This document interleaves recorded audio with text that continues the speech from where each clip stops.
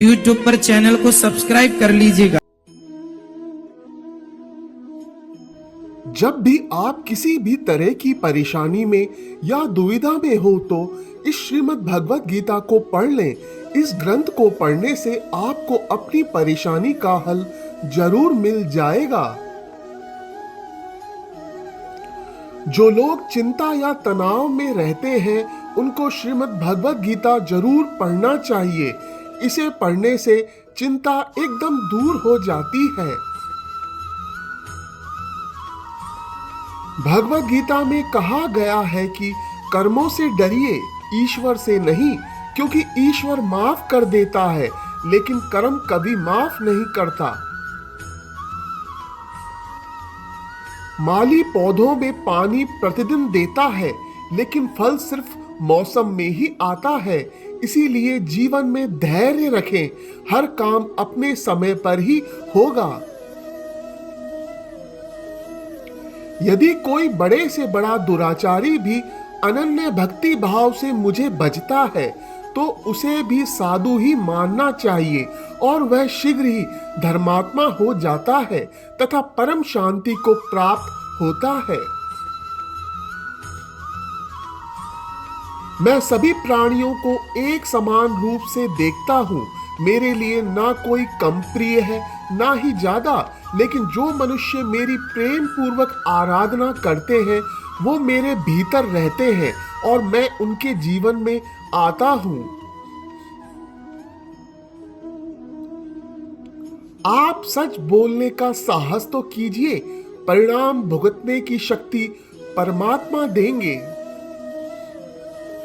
जितना हो सके अपने मन को मारें, क्योंकि यही एकमात्र ऐसी चीज है जो हमें आगे बढ़ने नहीं देता। जो हो रहा है उसे होने दो, क्योंकि ईश्वर ने तुम्हारी सोच से भी बेहतर तुम्हारे लिए सोच रखा है। जो आपका है वो आपको मिलकर ही रहेगा, चाहे उसे छीनने के लिए सारी कायनात ही क्यों ना एक हो जाए। प्रार्थना और ध्यान इंसान के लिए बहुत जरूरी है। प्रार्थना से भगवान आपकी बात सुनते हैं और ध्यान में आप भगवान की बात सुनते हैं। अहंकार मनुष्य से वह सब करवाता है जो अंत में उसी के विनाश का कारण बनता है। इसीलिए जीवन में जितना जल्दी हो सके अपना अहंकार को त्याग दो। समय कभी नहीं रुकता। आज यदि बुरा चल रहा है तो कल अवश्य अच्छा आएगा। आप केवल निस्वार्थ भाव से कर्म कीजिए और वही आपके हाथ पे है। तेरे गिरने में तेरी हार नहीं, तू आदमी है कोई अवतार नहीं।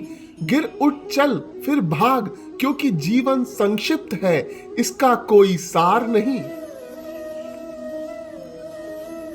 जिसे कह दिया जाए वो शब्द होते हैं, जिसकी अभिव्यक्ति ना हो पाए वो अनुभूति, और जिसे चाह कर भी ना कहा जाए वो होती है मर्यादा।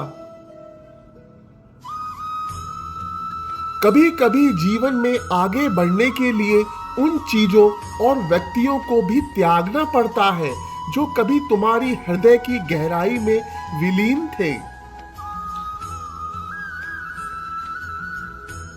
समय का चक्र बहुत तेज चलता है, इसीलिए ना तो अपने बल का अहंकार करें और ना ही अपने धन का। गीता में कहा गया है कि जब सत्य की असत्य से लड़ाई होगी तो सत्य अकेला खड़ा होगा और असत्य की फौज लंबी होगी, क्योंकि असत्य के पीछे मूर्खों का झुंड भी होगा। प्रेम के विस्तार के लिए हृदय से अहम का विसर्जन आवश्यक है, क्योंकि प्रेम के धागे में यदि अहम की गांठ पड़ जाए तो प्रेम के प्रवाह का मार्ग स्वतः ही अवरुद्ध हो जाता है। उदय किसी का भी अचानक नहीं होता, सूर्य भी धीरे धीरे निकलता है और उजाला करता है। धैर्य और तपस्या जिसमें है वही संसार को प्रकाशित कर सकता है।